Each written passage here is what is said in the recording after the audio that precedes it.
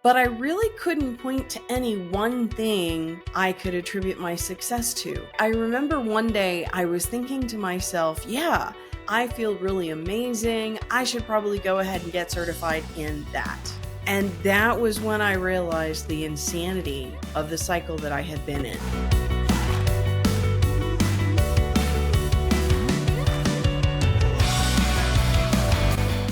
Hello and welcome to The Secret of My Success, where we explore what it means to live a fulfilling life. I am your host, Erin Currin. If you're new here, welcome. Thank you so much for joining us. If you have been around before and you haven't yet, please give us a like and subscribe if you feel so inclined. We are a place where you can find all sorts of different conversations and tools about what it means to really grow and evolve through life. One of the things that I discovered over the years in my travels is that I was always looking for the thing, the secret to success, the course, the certification, the experience, the person, the guru, the whatever. And I came to understand a couple of years ago that it wasn't any one thing. Because after going and getting various certifications and learning different kinds of modalities and experiencing all sorts of different ideas and philosophies, I really found that I had a richness in my frame, in how I viewed the world, but I really couldn't point to any one thing that was the thing I could attribute my success to. And I remember one day I was sitting after doing another new thing that was going to be the thing. And I was thinking to myself, yeah, that went really well. I feel really amazing. I should probably go ahead and get certified in that. And that was when I realized the insanity of the cycle that I had been in. With 2 bachelor's degrees and a master's, various certifications to my name, years of experience, different personal development courses from landmark to self-discovery to gratitude, 25 years worth of studying and practicing Buddhism, reading even earlier than that about Eastern philosophies and human psychology and how the world and the brain and all of these different things work. I was getting smarter, sort of, but at some point I realized I didn't know that my life was necessarily getting better. I was getting better able at I was better able to point to the places where I was breaking down. I could point to the places in my life where I had the particular psychology installed, where I had made the decision that life looked a certain way, or that I needed to behave in a particular way, or that I needed to protect myself, or that I needed to be vulnerable. There were so many different things that I was folding in to the way I was behaving in life, but I still wasn't creating the really massive breakthrough. I wasn't getting the levels of success that I felt like I wanted or that I should be getting after spending all of this time, money, and energy on all of these different philosophies. I remember going to, I think it was a Millionaire Mind intensive weekend. That was my dipping my toe into the personal development genre. That's how I got started. And of course, they were talking about if you're working a job, it's just over broke, and that's a limitation. And I took that very seriously. If you're the teacher and you're telling me that my job is keeping me just over broke, fine, I'll quit my job. And I ended up quitting my job and going into bankruptcy because I quit my job without having a plan. I was able to create all of the spreadsheets to show how this really great course that I was going to create was going to pay for everything and save me and make me all of this money. And it was going to be wild and it was going to be awesome and the sky was going to open up. And the moment that I quit my job, I was sitting waiting for heaven to just give me the cheat code for whatever it was. And I actually had a couple of pretty good courses in my mind. The thing that I wasn't doing was I wasn't offering them to anyone because I didn't have the confidence to believe that what I had to offer was worthy. It was valuable, that someone would want to pay for it. And what's probably pretty funny is if I were to talk to people who had known me from then, there probably were quite a few people who would have paid me, precisely because I had studied so much and I can be so articulate and I can see how different aspects come together. Fast forward to 15 years later. That's a little embarrassing. No, it's not. Thank you. Fast forward to 15 years later with all of the equipment that I have, that I accumulated over the years trying to build YouTube channels and do my speaking business and all of these different aspects, from coaching to training to you name it. I've been successfully doing my podcast now for a year. And there's a part of me that wants to say that it's not successful because I took a break. The truth is, last year, I just decided to fucking do it. Now, did I really just decide to fucking do it? Or was there something else? The truth is, the real answer is, the answer that none of you really want to hear is, it was all of the work that I had done previously. And there were a few new things that I had introduced that were creating some additional momentum, some extra lift, shall we say. So today what I want to do is I want to go into some of the aspects of that, because many of you that are listening to the podcast or watching the channel so far, most of you are people who know me in some way, shape, or form. And so I'm assuming that you already know quite a bit about my story.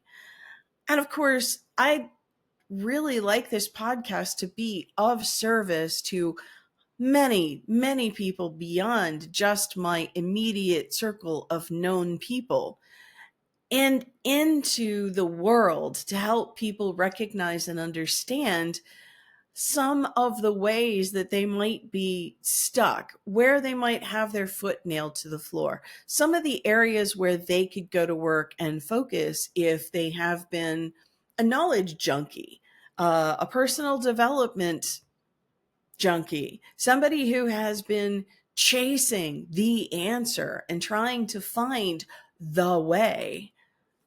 It's a myth. The number one secret of my success is tenacity. The fact that I never fucking give up, no matter how frustrated I get, no matter how many times I crash or feel embarrassed or think that it's ridiculous, no matter how many times I tell myself that nobody really gives two shits what I have to say about things. None of that's true. That's all a point of view. Now, there are probably very many people out there who really don't give two shits about what I have to say about life.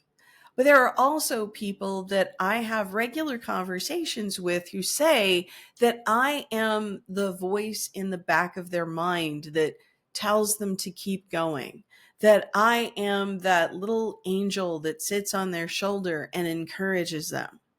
Now, this isn't to be arrogant or to tell you that, I am the one. There's an expression that I learned several years ago that I think really sums up quite a bit. To a third grader, a fourth grader is a god. I don't have to know everything. In fact, as a practicing Buddhist for 25 years, one of the biggest parts of Shakyamuni Buddha's story that most people forget, don't realize, don't understand, is that for the majority of his life, he was stumbling through life. He was joining different groups. He was participating in different rituals. He was trying on different schools of thought and different philosophies and different practices. He would sit in the woods and starve himself. He would flog himself. He would meditate for hours on end. Whatever the fad was of his day, whatever the other gurus, the other sages were doing, he would go and he would try it. He wasn't afraid to really test things out. And he wasn't afraid to share what he had learned with the people that he encountered in between his forays into the wilderness, his journeys up to the top of the mountain. This is actually the reason why there are so many sutras. There are so many teachings of the Buddha, because two things. One, when the Buddha would come and meet you, he would have a conversation with you based on where you are on your journey. It's what you are able to hear at this moment in time. In the Bible, there's a phrase, he who has ears to hear, he who has eyes to see. What that means is that if I am at a different level in my education, in my life experience, I might not really understand what it is you're talking about. If you're trying to explain to me how a rocket ship gets up out of the atmosphere and into orbit, there are certain things that as the designer of a rocket ship that I'm clueless about. And so you're probably going to have to dumb it down for me. You'll have to put it in terms of more common, everyday kinds of experiences that I might be able to grok, that I might be able to grab onto. Uh, Dr. Joe Dispenza does this in his courses, because when he's talking about cells and receptor sites and all of these chemicals that the body makes and where they attach to the cells, I can say receptor site on a cell, and you may have no clue what that means. When he gives a description where he talks about a crater on a moon, you already get a picture. When he talks about, a flower opening up and there are the pistils and the stamen, the different aspects that are opportunities for the parts to come together. If I were to start to describe to you Legos and how they click together, those receptor sites fit together in certain ways. And it's sort of like those toys that young children have, where it's the box with the different shaped blocks. There's the triangle, the star, the circle, the square. Each of those blocks only fits really into one of the holes based on the shape and size. And so if I were to describe a receptor site on a cell like that child's game and say, the circle fits in the circle, the square fits in the square, and the star fits in the star, you now have a better understanding of what it might look like. It might be a purely elementary version, but you're going to get there, right? And so the Buddha would go around and he would try to explain the inexplicable to people using language, common language, as opposed to jargony sorts of language, to try to help someone understand how to get just a little bit closer. Because if you can get a little bit closer, then you can have more of an experience. And that experience is going to help you travel a little bit further down the road. Enlightenment isn't this static state where all of a sudden when you get there, you're there and that's it. It is this revelation. It is this experience where you're able to see causality on a completely different level. You can see why when X happens, Y is what's next. And it helps you understand that I am sitting in this particular version of my life because of these things that I've done in my past. And if I want to change where I am in my life, it's not out there that has to change. It's in here. I have to change the way I view the world. I have to change the way I look at the hand I'm dealt. If we're playing poker, I have to figure out a different way to play the same hand. I mean, I can wish that my life were different. I can be sad that I grew up a certain way and did certain things and didn't do certain things. Maybe I was emotionally abused or beaten as a child, or if, I had parents who, well, my parents were divorced when I was very young. All of my grandparents had passed away by the time I was 8. I used to think, well, that's really sad. I never had any grandparents. Well, I've lately really started to understand, of course, my parents got divorced. Their parents all were dead by the time I was 8, which means they were losing their rocks. They were losing their most essential relationships. They were going through experiences in their 20s, late 20s, early 30s that, that's no picnic. And then, of course, to be dealing with like 1 minute, my father thinks that he's going to be inheriting a car dealership, and my mother thinks she's the wife of a car dealer. And the next, the car dealership was sold to the partner, and my mom is now married to a police officer.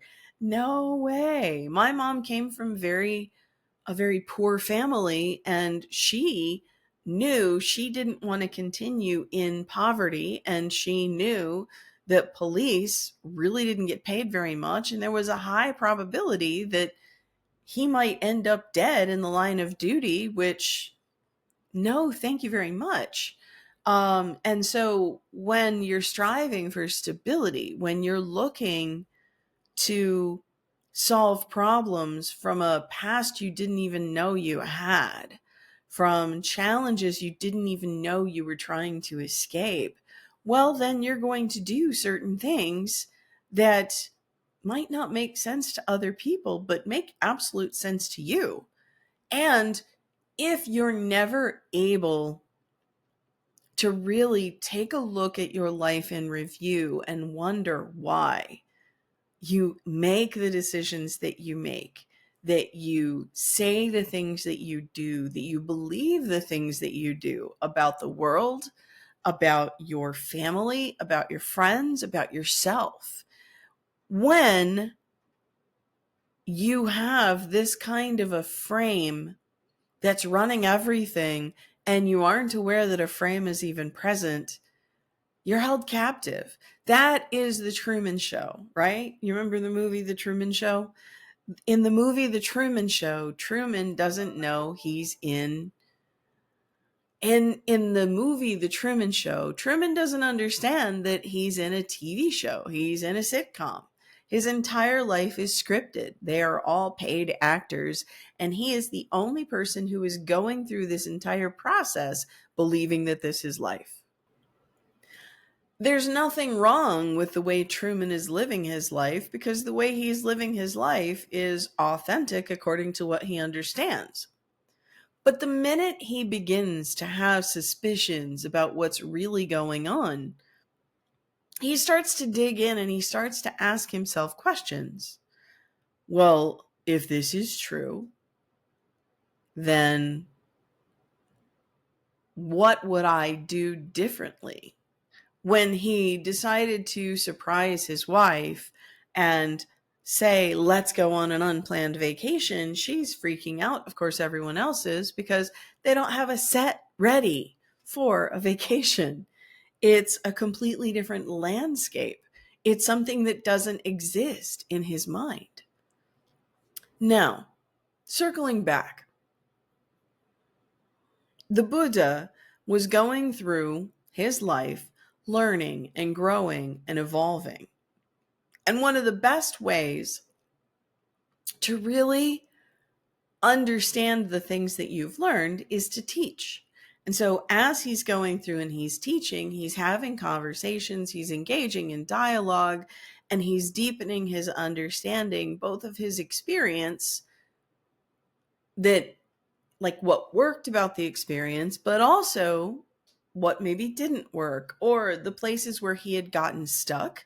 He was able to begin to see access to new ways of, when he went back in the next time, going a little bit deeper, going a little bit farther, seeing beyond, and understanding the mechanics of the human psyche and the brain and how things work.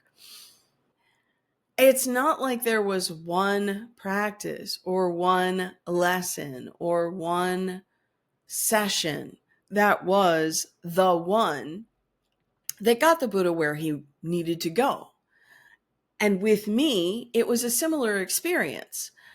I kept trying to point to the one thing, and I also kept trying to figure out why I would get stuck in a pretty similar place. The reason why I was getting stuck in a pretty similar place was, well, one of the main reasons, and this is where I wrote the book, Hate Your Way to Happiness, Cultivating Self-Love Even When You Feel Like Shit. I was going into the 3-day weekends. I was going into the coaching sessions. I was going into the Buddhist practice. And when I would really turn up the heat, when I would really lean into the practice and I would really use the tools, I was surprised by the shit that would come up. It wasn't pleasant. It didn't feel good. And my first reaction, based on how I had grown up and how I viewed myself, was, here we go again. I fucked it up. I broke it. God damn it. I got to go back and figure out what I did wrong. I had no clue that that was exactly how things were supposed to be going. It was supposed to feel uncomfortable. It was supposed to feel bad. It was supposed to feel weird and icky and awful, because I was confronting all of that stuff about me that I've been trying to hide. And so, in order for it to heal, it needed to come up. But I kept insisting that I didn't want it to come up. It wasn't allowed to come up. I couldn't show anyone my ick. I couldn't let it get out there.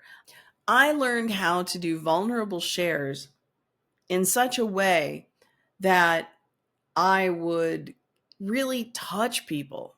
I got so good at finding the blind spots, at finding the trigger points, at finding the the the reason why I didn't like myself, but I was never able to create beyond that. Precisely because when it came time to actually fix that thing, to shift that behavior, to process that belief and switch it out for something more empowering, I so mistrusted my own point of view that I deferred to someone else's opinion each and every time.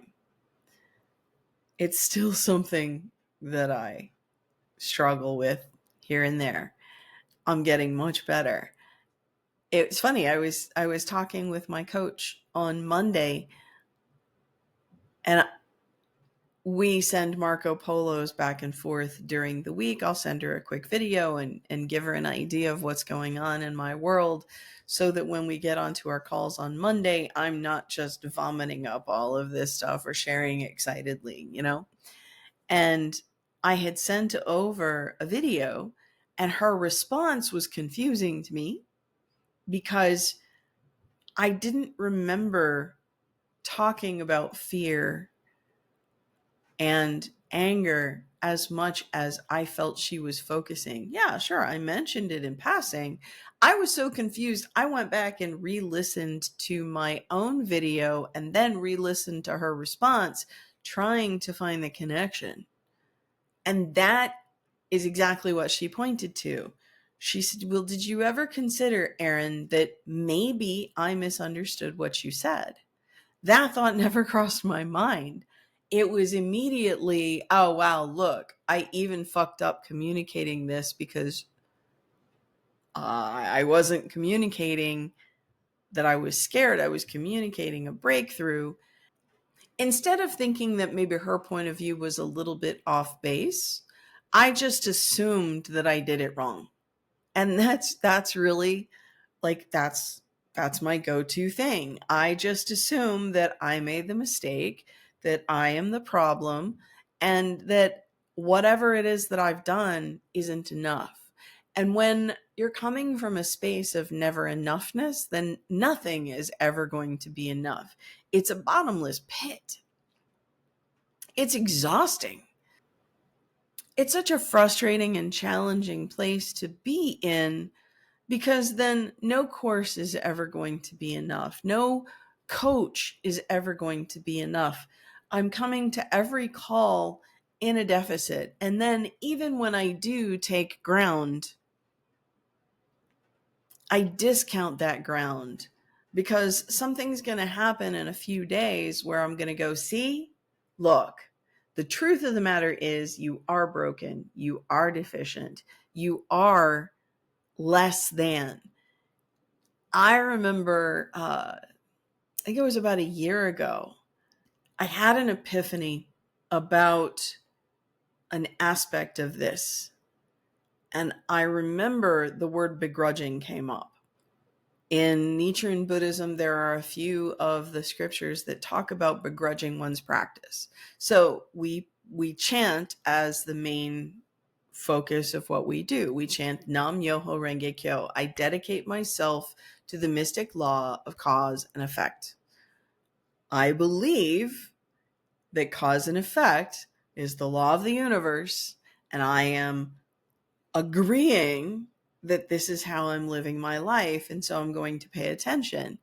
And it's a very kind of a scientific thing. Like, if X creates Y because cause creates effect, then it's pretty simple to solve, right?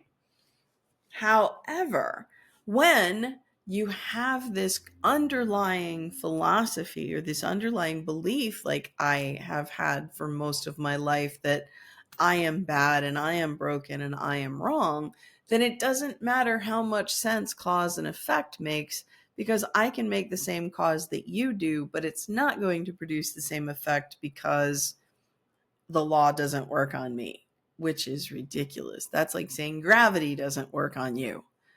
And as I was thinking of this idea of begrudging one's practice, like, I'm chanting, but I don't fucking want to, and it's not going to fucking work. And all right, fine. 20 years of practicing like that gets to be a little bit old.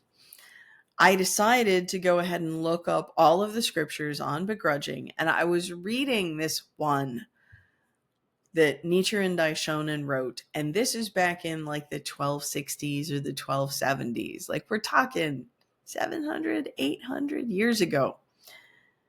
And he was saying, all of this is really amazing, but if you don't believe that it's going to work on you, then none of it's going to work.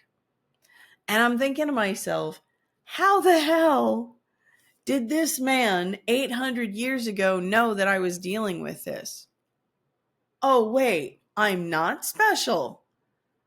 Like, that is the way the human brain works. It tricks us into thinking that we're broken. It tricks us into thinking that the law won't work for me. It tricks us into thinking that I'm always going to be fat, or I'm always going to be broke, or I'm always going to be alone, precisely because I am just such an unworthy and unvaluable being that there is not a human on the face of this planet that would want to deal with me. That was the context of my life. That really was the context of my life.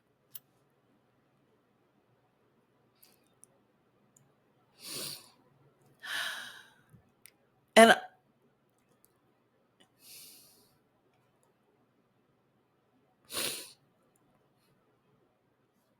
I have several people over the course of my life to thank for pointing me in a better direction. One of whom was a head coach in a coaching course that I took. And I was thinking about signing up for the next level of the course. I had already signed up for it. It was pretty much just working out the details. And I was trying to work out the details with this head coach. And I said to her, well, I got so much out of the first level that I know the second level would do me good. But I also know I almost got fired and I can't afford to get fired. And so, in order for me to be able to stay safe and keep my job, I see, based on the rules of engagement in the course, that I could engage with the course this way. So it's like there's playing full out and then there's playing at the minimum level. And I was trying to convince her that playing at the minimum level was what I needed to do.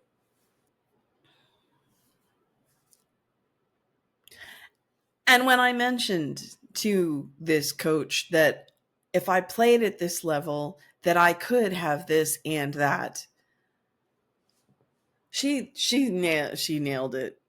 She said to me, well, the other participants in the course are going to be playing at this level and you're going to be playing down here. Is this just another way for you to other yourself?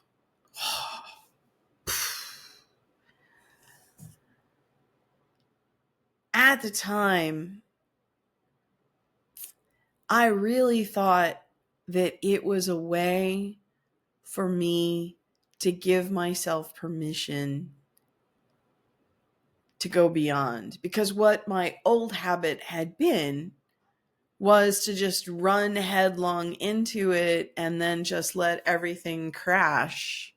And so I thought I was being really smart by actually planning ahead and not pissing my boss off and getting fired. And the truth was, I was actually creating a new limiting belief that worked hand in hand with my old limiting beliefs. I wasn't stripping away the limiting beliefs.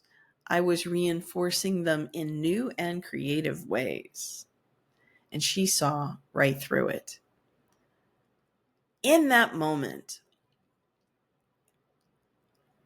well, not in that moment.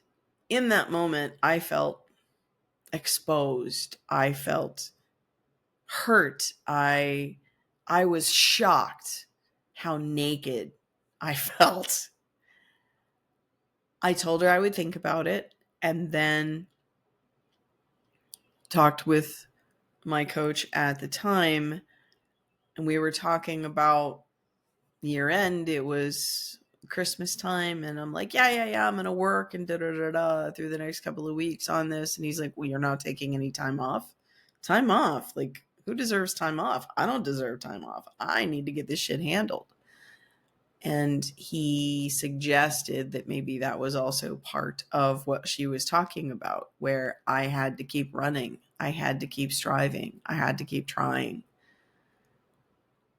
So I took the next couple of weeks to meditate and to really look at my patterns and my habits. I took the next couple of weeks to pay attention to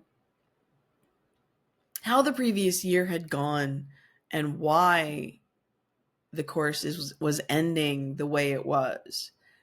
Because I was disappointed with my performance. Wasn't surprised, but I was disappointed. And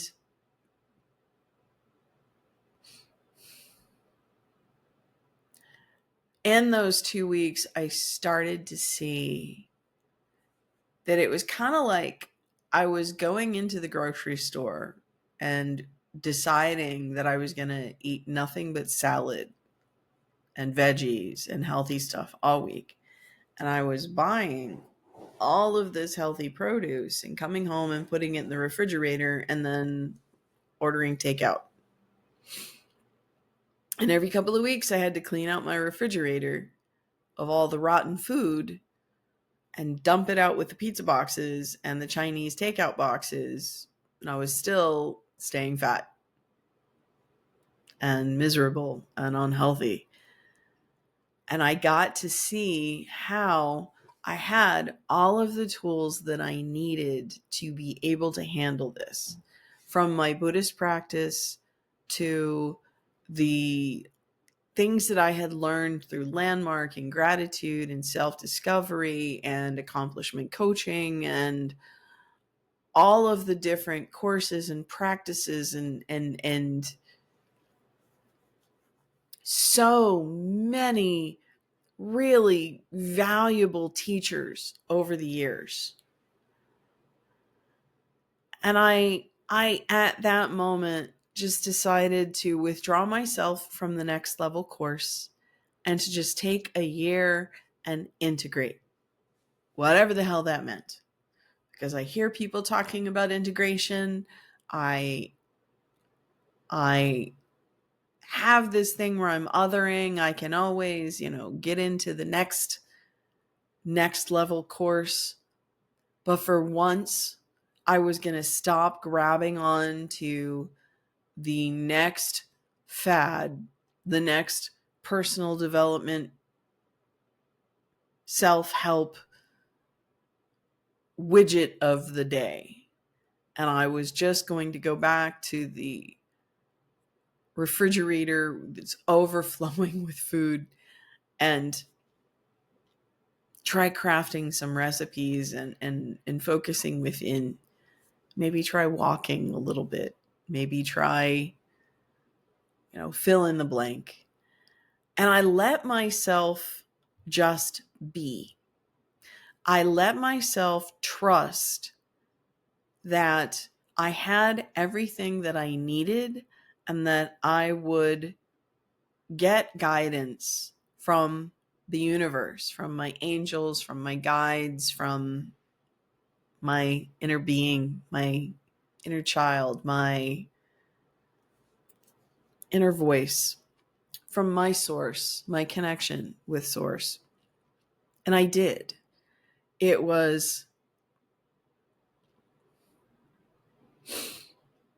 the most miraculous year. I could not have planned for the way things went, and some of it seemed like it was So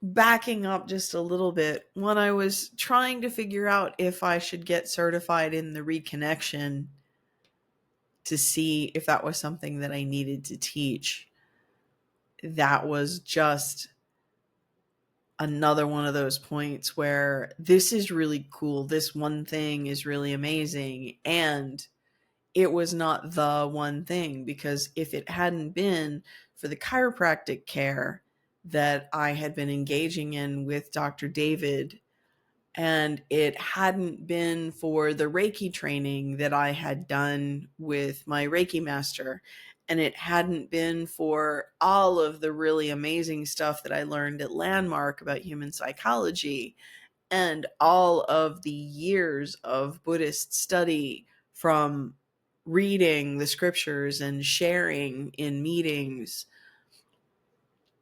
each of these things built one on top of the other to eventually circle around to be the revelation of my own stuckness, of the box that I had put myself in.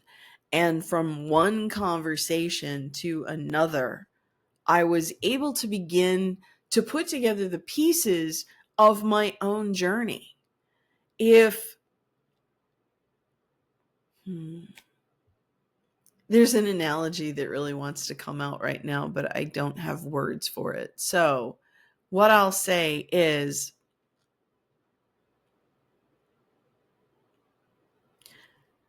if I keep running at the same wall, just run, run, run, run, run, run, run, run, hopefully, eventually the wall will loosen and weaken, or, I could crack my skull. At some point, you might want to sit down, take a break, and go, let's take a look and see, do I need a stronger helmet? Do I need a pickaxe? Do I need TNT? Is there something that I've heard of that I can implement here? Because at the core of every philosophy that I have ever studied, been interested in, every course that I've ever signed up for, anything that I'd ever connected with, was the idea that I can be the author of my own life. That karmically, I am where I am because of the views that I have and the choices that I make. And that in order for me to create a breakthrough, something internally had to shift for the landscape externally to reflect that back. Okay?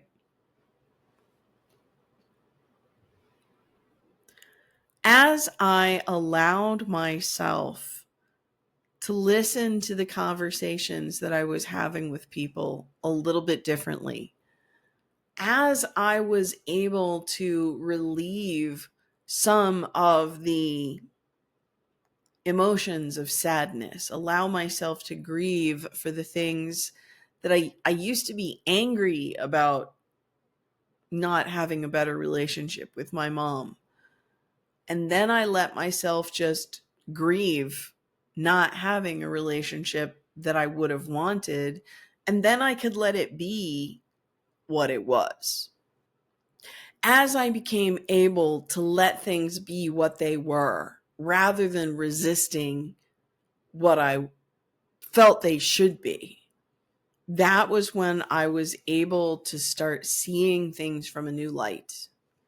And then when I started to understand that, okay, so if I've been living my life inside of this kind of a lie that I'm broken and that life is dangerous and that all these people are out to get me, and it's really not true necessarily. I mean, there might be some people who are out to get me, but it's by and large not everybody. Most of the people that I know, I don't know. I kind of think they're pretty cool until all of a sudden one day I've had too much sugar and my body chemistry is all sorts of off. And then I'm crying on the couch about what an idiot and an asshole they are. And really nothing has changed with them. I've changed quite a bit. Then when the sugar goes away, I can see things much more clearly. And if that's the case sometimes, then why couldn't that be the case more often than not? Once there's a small crack in the facade of the lies that you tell yourself, that gives room for that tiny little seed to drop down into that crack and for that wildflower to grow. Once that wildflower starts to grow, what else is possible? And so, tenacity has been the greatest secret to my success, but not tenacity from I've always got my shit figured out kind of a space. It's not the Gary V, I am like the bomb and can do no wrong. It's not a Grant Cardone kind of a success. I'm not like that. Swagger is not my thing. But I have been able to create tiny shifts over the course of my life that have altered where I am today in such an all-encompassing way that if I were to put me from 30 years ago next to me right now, I don't think that I would recognize myself. I don't think I really have a clue how much ground I have taken. This is one of the biggest challenges when we're dealing with this kind of a shift or a process, because it's all so subjective. The people around me have seen how amazing I am for years. The last thing I want anyone to ever say to me, or the last thing I would say to you, is you shouldn't feel that way. Well, I do fucking feel this way. I feel this way for whatever reason, and you're telling me that I shouldn't really just pisses me off. So let's just get that straight right now. And you can't help me from there. You can help me question certain things. That takes a level of finesse. I wouldn't recommend you go digging around in somebody else's psyche and trying to show them, because when you point out something like that to somebody else, generally speaking, they're not prepared to see that kind of an answer, and you're just going to create a fight. The way Joe Dispenza talks about it is, and that whatever your emotional level is, that's the level that you are able to put out and accept back. And so if I am in a space of depression or frustration or anger, and you're trying to come at me from a space of hope, not only am I unable to hear you, I'm thinking you're an idiot and an asshole, and I need you to get the hell away from me as soon as possible. And so that one lifeline that I may have had access to now goes away. The way Einstein would say it is, a problem cannot be solved by the same level of mind that created it. And so what I encourage you as a listener or as a viewer of this podcast to take away from this conversation is, it's a journey. It's a process. It is not an overnight thing. I don't care what anybody tells you. If somebody tells you that you're going to go to this 3-day weekend and all of your problems will be solved and you will never have to worry about that concern again, run the other way. It's a lie. You don't get something for nothing. It takes work. It takes work. It takes practice. It takes dedication. It takes commitment. It takes time. Is it possible to pop? Yes. Is it possible? In Nichiren Buddhism, we say that, chanting one daimoku, saying that phrase, Nam Myoho Renge Kyo, one time, if you say it with so much depth of conviction to know that you are the epitome and the embodiment of the enlightened Buddha, when you know this with your entire being, then yes, it can pop in a minute. Sometimes it takes a little bit longer to chip away those layers of concrete that we've been laying in over the decades of our lives. When you come down to it, the core of your beliefs, the very essence of your psychology comes from your family. They have been telling you things in a particular way, teaching you how life is and what to do in order to be successful or to stay safe. They've been telling you these things for the duration of your life.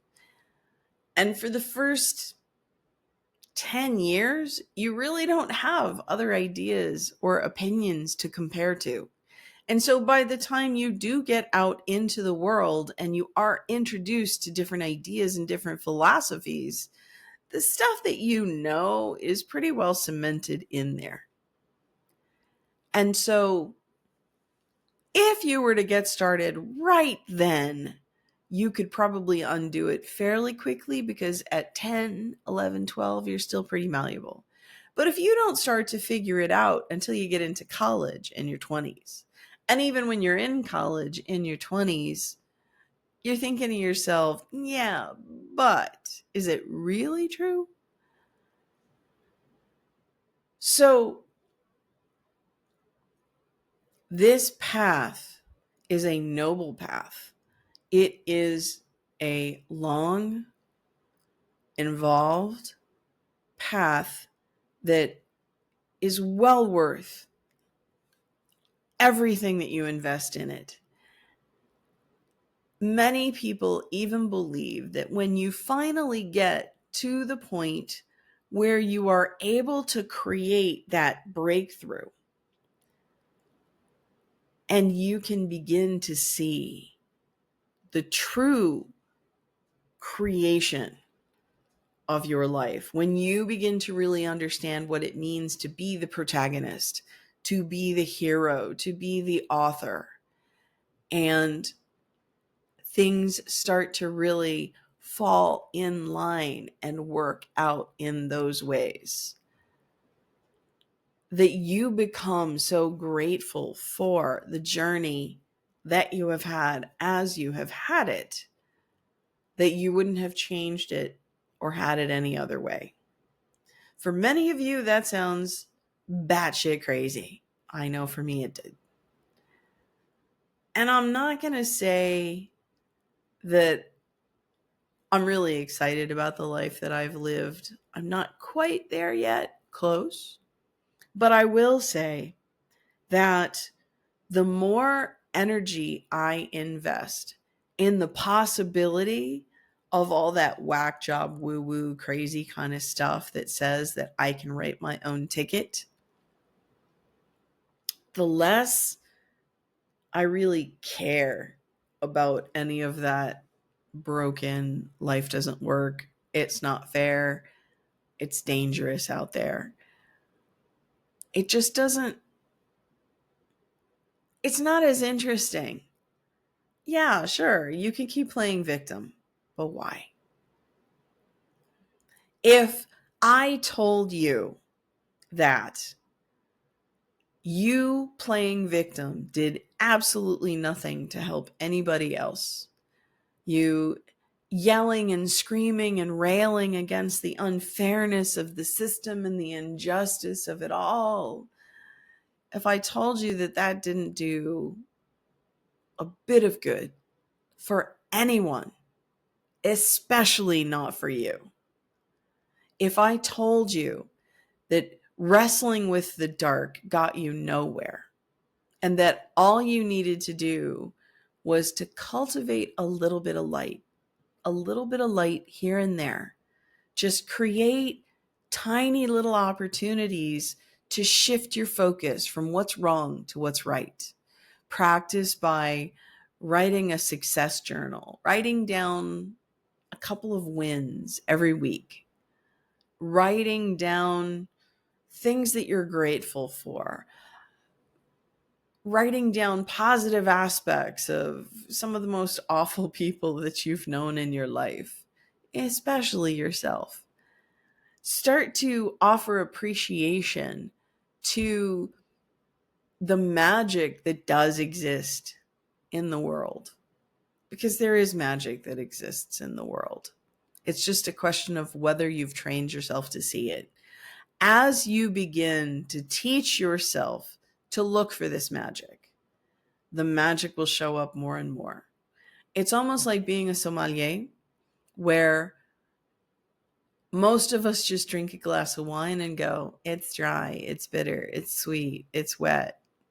And then there's somebody who's talking about notes of blueberry with like the grass that grew on the north side of the mountain and hints of chocolate. And there was even a rat that pooped on this particular, like, blah. Like, you can get to be that person who sees the richness in every single situation in life. But you got to start by drinking the first glass of wine and letting it sit on your tongue for a little bit longer than you would normally like, and go, box of wine really doesn't taste that great. This one tastes a little bit better. Start with whatever contrast you have and explore. Get curious. Tenacity is your best friend. Tenacity from the fact that you never give up. Fall down 9 times, get up 10. Keep going. Whether it's listening to this podcast or listening to some other positive